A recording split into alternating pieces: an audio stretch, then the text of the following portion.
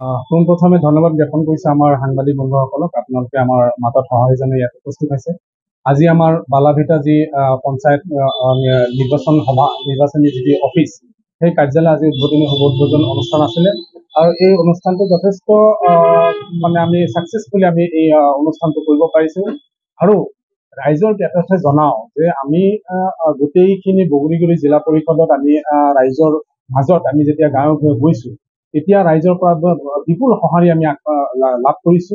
আমাৰ জাহিদা খাতুনে তেওঁ নিশ্চয়কৈ এটা সুযোগ্য কেণ্ডিডেট আৰু আমাৰ ৰাইজৰ লগত মিলি থকা আৰু ৰাইজৰ যিখিনি অসুবিধা আমি দেখিবলৈ পাইছো যে বিগত সময়ত যিহেতু কংগ্ৰেছৰ নেতা নেত্ৰীসকল আছিলে, এই পালাভিটা বা আপোনাৰ গাঁও পঞ্চায়ত, আপোনাৰ বগৰীগুৰি কওক, তাৰপিছত নিচুকা কওক, গোটেইখিনি অঞ্চলত আমাৰ ৰাইজৰ কিন্তু চলাচলৰ পৰা আৰম্ভ কৰি বিভিন্ন ক্ষেত্ৰত বিভিন্ন অসুবিধা আছে।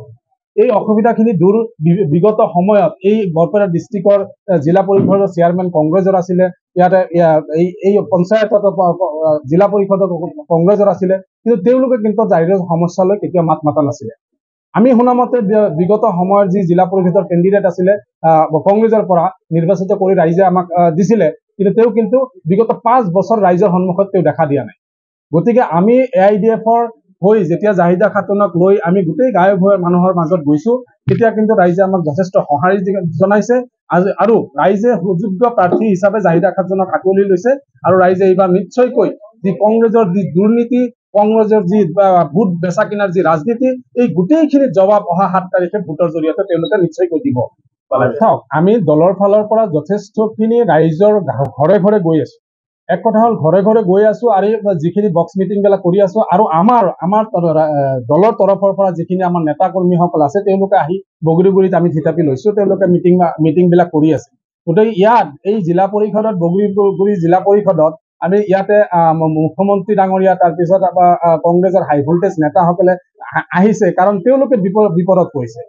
কংগ্ৰেছে ভাবিছিল যে ইয়াত ইজিলি তেওঁলোকে জিকি যাব, বা বিজেপিয়ে ইয়াত ভোট লিয়াৰ কাৰণে চেষ্টা কৰি আছে। গতিকে তেওঁলোকে মনোযোগ আকৰ্ষণে আমাৰ কাৰণে এইটো ভাল যে তেওঁলোক মনোযোগ আকৰ্ষণ এইকাৰণে কৰিছে কাৰণ তেওঁলোকৰ ফৰক অৱস্থা। গতিকে এই ক্ষেত্ৰত আমি আমাৰ যি পলিচি ৰাজনৈতিকভাৱে আমি যেনেকে আগবাঢ়ি আছো, আমি ৰাইজৰ মাজত যেনেকে গৈ আছো, এই পলিচিত আমি আগবাঢ়ি আছো। আৰু আগন্তুক দিনত ৰাইজৰ মাজত আমি নিৰ্বাচনী বিশাল সভা এখনৰ আয়োজন নিশ্চয়কৈ কৰিম, আৰু তাত আমাৰ নেতা কৰ্মীসকলে ভাষণ ৰাখিব ৰাইজৰ হৈ। তেওঁলোকে নিশ্চয়কৈ ৰাইজৰ স্বাৰ্থত কথা ক'ব, যিখিনি ৰাইজে বুজিবলগীয়া জানিবলগীয়া আছে সেই সভাৰ জৰিয়তে আমি নিশ্চয়কৈ মেছেজটো দিবলৈ চেষ্টা কৰিম।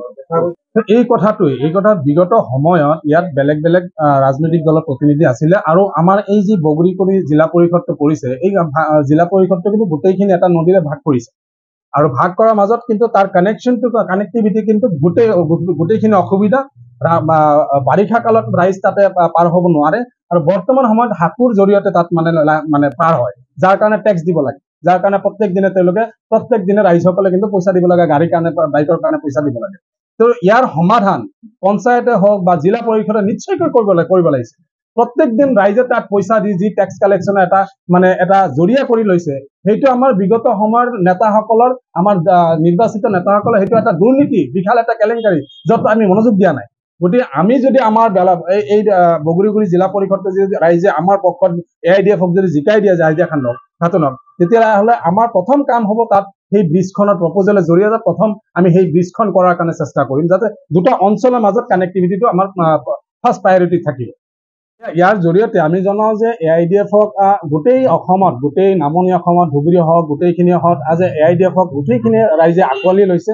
আৰু ইয়াত যে কংগ্ৰেছে হওক বা অখিল গগৈয়ে হওক, কংগ্ৰেছৰ নেতা কিছুমানে হওক, যে AIDF-ক ভোট নিদিয়াৰ যি আহ্বান তেওঁলোকে কৰে, আৰু AIDF-ক যি সাম্প্ৰদায়িক ৰাজনৈতিক দল বুলি কয়, যে আচলতে তেওঁলোকে এই মুছলিম জাতিটোক তেওঁলোকৰ আত্মপৰিচয়ৰ পৰা বঞ্চিত কৰাৰ হকে এই কথাটো তেওঁলোকে কৈ আছে, যে AIDF-ক যেতিয়া মানুহে আঁকোৱালি লৈছে, AIDF-ক যেতিয়া আত্মপৰিচয়ৰ ক্ষেত্ৰত ৰাইজে আঁকোৱালি লৈছে, তেনে ক্ষেত্ৰতে কংগ্ৰেছে তেওঁলোকৰ এই মানুহৰ অধিকাৰ খৰ্ব কৰাৰ ক্ষেত্ৰত ৰাইজক আহ্বান জনাই আছে যে AIDF-ক ভোট নিদিব।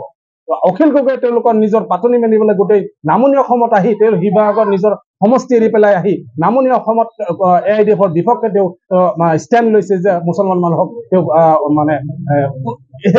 কৰি আছে। গতিকে এইখিনি পলিচি গোটেইখিনি যে AITF-ক ধ্বংস কৰা পলিচি। আৰু ৰাইজক এটা কথা কওঁ যে আঞ্চলিক দল প্ৰত্যেকটো জাতি জনগোষ্ঠীৰে নিজৰ নিজৰ ৰাজনৈতিক দল ভাৰতবৰ্ষত আছে। প্ৰত্যেকটো যিটো ষ্টেটত যায় সেইটো ষ্টেটতে প্ৰত্যেকটো জনগোষ্ঠীৰ তেওঁলোকৰ নিজৰ নিজৰ দল আছে। যদি মেঘালয়ত যাওঁ তেওঁলোকে কংগ্ৰেছ নকৰে, যদি আজি বড়ো সম্প্ৰদায়ৰ মাজত যাওঁ তেওঁলোকে কংগ্ৰেছ নকৰে, যদি কাৰ্বি সম্প্ৰদায়ৰ মাজত যাওঁ তেওঁলোকে কংগ্ৰেছ নকৰে। কিন্তু আমি যদি মুছলমানে যদি এটা পাৰ্টি কৰোঁ তেতিয়াহ'লে তাৰ নাম হয় সাম্প্ৰদায়িক পাৰ্টি। গতিকে এই কথাটো তেওঁলোকে আমাৰ পৰা নিজৰ পৰিচয়টো মানে চিঙাৰ কাৰণে তেওঁলোকে সদায় বিগত 70 বছৰে কংগ্ৰেছে চেষ্টা কৰি আহিছে। আৰু এতিয়াৰ সময়ত যেতিয়া তেওঁলোকে আমি ৰাইজে আকোৱালি লৈছে তেতিয়া ৰাইজক বিভ্ৰান্তি কৰাৰ কাৰণে তেওঁলোকে এই মন্তব্যবিলাক আগবঢ়াই আছে। গতিকে আমি ৰাইজক আপোনালোকৰ জৰিয়তে এইখিনি আহ্বান জনাওঁ যে আমাৰ নিজৰ অধিকাৰৰ কাৰণে যেতিয়া আমাৰ নিজৰ অধিকাৰৰ কাৰণে আমাৰ নিজৰ পাৰ্টিক ভোট দিম তেতিয়া আমাৰ নিজৰ অধিকাৰৰ কাৰণে আমাৰ যুদ্ধ কৰাৰ কাৰণে আমাৰ প্ৰতিনিধি থাকে। গতিকে আপোনালোকে নিশ্চয়কৈ AITF-ক ভোটৰ জৰিয়তে জয়যুক্ত কৰক। আগন্তুক সময়ত আপোনালোকৰ সমস্যা লৈ পোনপটীয়াকৈ মাত মাতাৰ কাৰণে AITF সদায় প্ৰস্তুত। আসসালামু আলাইকুম, নমস্কাৰ। মোৰ নাম চাহিদা খাতুন। মই 2 নং বগৰীকুৰি জিলা পৰিষদৰ সদস্য পদৰ AIUDF দলৰ মনোনীত প্ৰাৰ্থী। সকলো ৰাইজলৈ মোৰ বিনম্ৰ অনুৰোধ, আপোনালোকে মোক আপোনালোকৰ বহুমূলীয়া ভোট দি জয়যুক্ত কৰিব, লগতে দোৱা ও আশীৰ্বাদ কৰিব। পোনপ্ৰথমে মই খদনাবাৰী অঞ্চলৰ নলঝৰা নদী ঘৰখনীয়া সমস্যা সমাধান কৰিবলৈ চেষ্টা কৰিম। ৰাইজক আহ্বান জনাম, ৰাইজে অহা 7 তাৰিখত মোক ভোট দি জয়যুক্ত কৰিব আৰু লগতে থাকিব, দোৱা ও আশীৰ্বাদ কৰিব।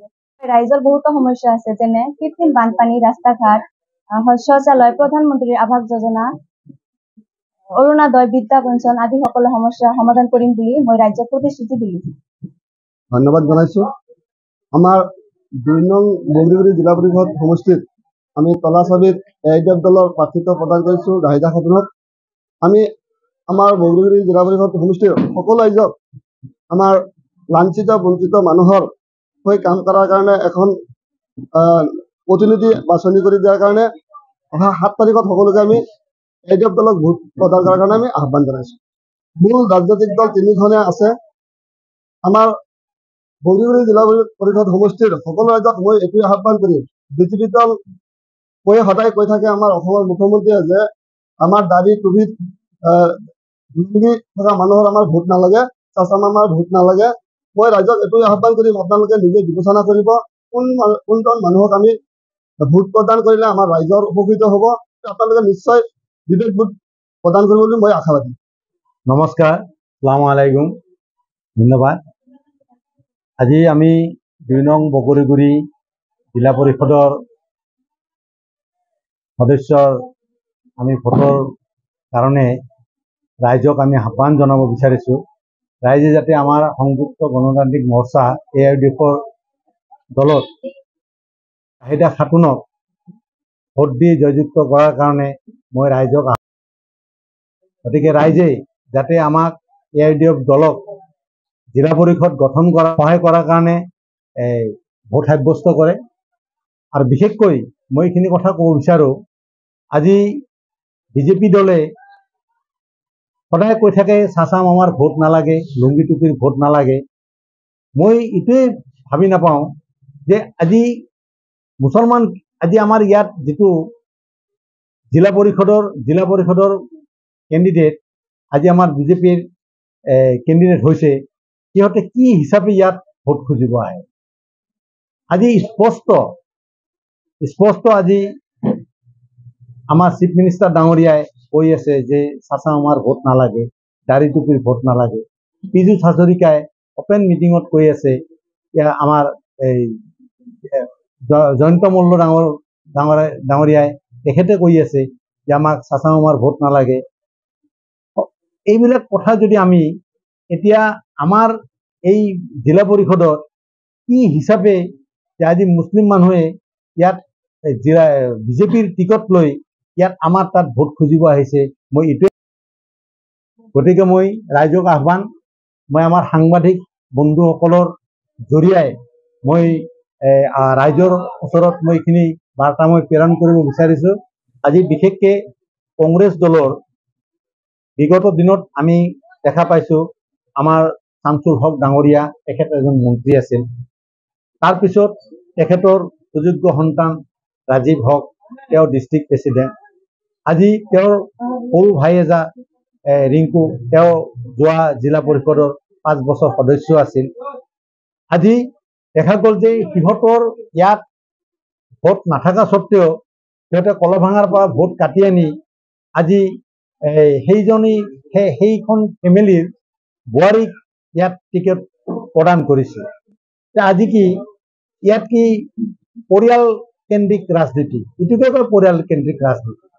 আজি ইয়াতে কি বগৰীগুৰি আমাৰ জিলা পৰিষদৰ অঞ্চলত কি আৰু কি মানুহ নাছিল নেকি, আৰু কি কংগ্ৰেছী মানুহ নাছিল নেকি?